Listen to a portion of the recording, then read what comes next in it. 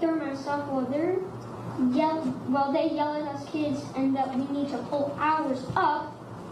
I asked my mom if there's a word for this, and she said there is. Hypocrisy. That was fourth grader John Provenzano at a Martin County, Florida school board meeting, speaking out about why he feels the mask mandate at his school is unfair. He's pretty good, too. But the school board ignored his rather eloquent speech and voted to keep the mandate for the rest of the school year. Here to discuss what he has been going through is 10-year-old John Provenzano and his dad, Mike, and mom, Erica. Thank you guys all for coming on the show. It's good to see you guys. Thank you. Thanks for having us. Of course. So I'm going to ask a couple questions to John first, then we're going to get to mom and dad here in a second. John, we're going to start with you. We want to applaud you for speaking out to the school board. You're a sharp kid. You might have a future in politics, although I hope you do something that makes a little more money. But was it tough for you to stand up in front of all those people and tell them how you felt? Maybe just a little bit, but I had a lot of confidence built up with me. So I just pushed through it, and I'm like, I'm going to get this done. Yeah, you did. We're really impressed. We watched this thing. I couldn't believe it. You're very good. You get up there, you tell them how you feel. You're very bold. Why did you feel it was so important to speak out? Well, it's because I felt that other people could probably use some freedom. And I thought, why don't I speak up for some people, and I could possibly make a difference. Even though I didn't make a difference, I probably may have put a little bit of thought into one of the Martin County School Board members, and I'm happy that I kind of made a difference in that. Absolutely. We want to play another clip here from that speech at the school board meeting. Let's go ahead and take a look. A few weeks ago, I ran into my teacher outside school. She didn't even recognize me because she's never seen my face before.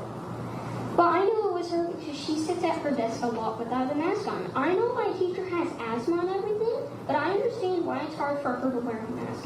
And I think she should have that choice. But I should too. So you've got all these kids, John, wearing these masks. I mean, how do everybody else in your school feel? Are most of the people on your side, the other students that you're around? Pretty much, yeah. All my friends, they really agree with me. It's like, why can't we just get out of these things? They're cloth masks, 80 degrees, sticking to all our faces. It's like, yeah, we're just done with it. I get it. Beginning of the year. It's just been, I understand. Mike, I want to talk to you for a second. You know, you've been to a lot of these school board meetings. You've been fighting for this as well. You watch your boy up there. Tell me about what this has been like. You know, it's been a journey. We started out with a simple question back in February. My wife and I wanted to know, when does this end? When does the mandatory mask mandate end? And when do we get to choice and personal freedom and liberty? And we thought it was a basic, easy question, but there was no good answer. We tried to get answers from the principal, the risk management team, and the school board, and it just felt like it was clear no one was really looking at this. It wasn't even a standing agenda item on the board meeting. They were surprised that people wanted to have a meeting to discuss this, which tells you everything you need to know. They are very out of touch.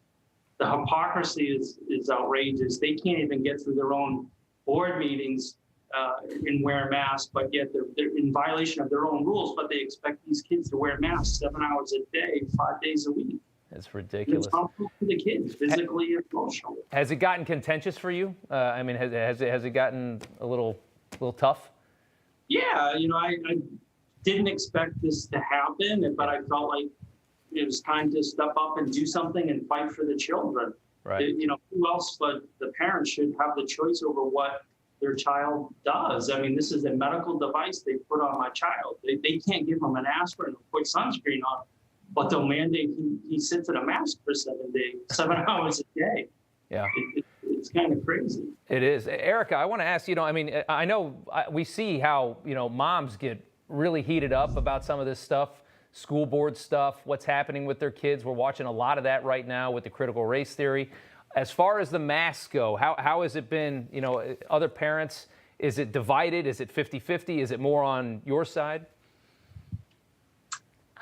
What we've seen at our school board meetings is the majority of people who are showing up are in favor of making masks optional. I think our last board meeting, we probably, not the one, there was one today, but there was one, I think last week or the week before, we probably had 50 parents show up in favor of making masks optional. And they actually continued the meeting on later in the evening and opened up the floor to public comments again.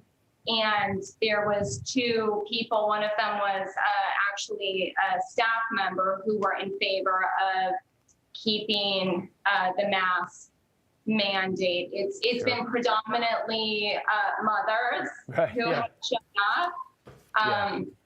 My husband has been an exception. He's much better with no, you're doing great. You're both doing great. I just want to ask one last question for John.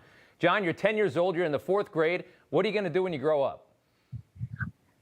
Well, first of all, I'm thinking of being a Marine.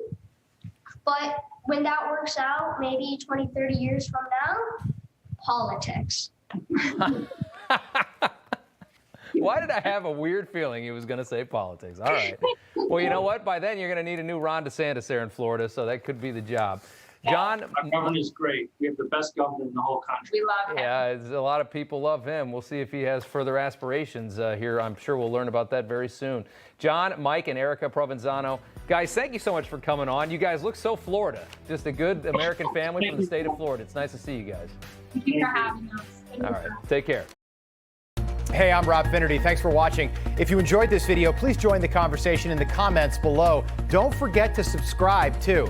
Hit the bell icon to be alerted to breaking news. And remember, there's a whole lot more on Newsmax TV, America's fastest growing cable news network. Newsmax TV, where real news for real people.